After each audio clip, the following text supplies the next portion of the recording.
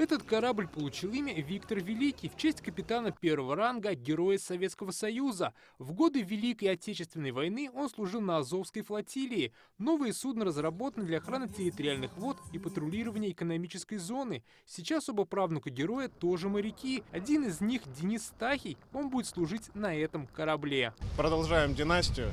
Буду с гордостью служить на корабле имени своего прадеда, выполнять боевые задачи, которые будут поставлены. Будем с высокой эффективностью. Корабль «Тайфун» — самый малый носитель высокоточного оружия ракет «Калибр». Судно отличает маневренность и огневая мощь. Судостроительный завод Зеленодольский, он имеет вековую, более века историю и уже много раз себя проявлял в строительстве лучших кораблей в мире. И сейчас тоже Виктор Великий и Тайфун, мы спускаем два корабля, и я надеюсь, что они принесут пользу в защите нашего государства. Зеленодольский завод имени Горького – это гордость нашей страны. Завод стабильно работает, обеспечен заказами до 2027 года.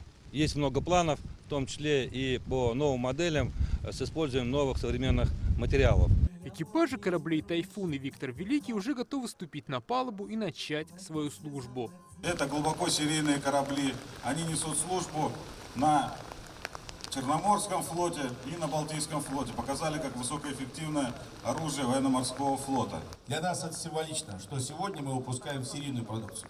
И с этой трибуны мы еще раз хотим заявить о том, что и проектные бюро, и заводы заинтересованы подтверждать и выпускать самую лучшую продукцию, которая есть, и каждый день подтверждать, что мы готовы, и готовы к новым вызовам. Традиционная церемония, а борт разбивают бутылку шампанского. До осени оба судна будут проходить испытания в Зеленодольске. После этого уже отправятся к месту службы. Оно пока засекречено.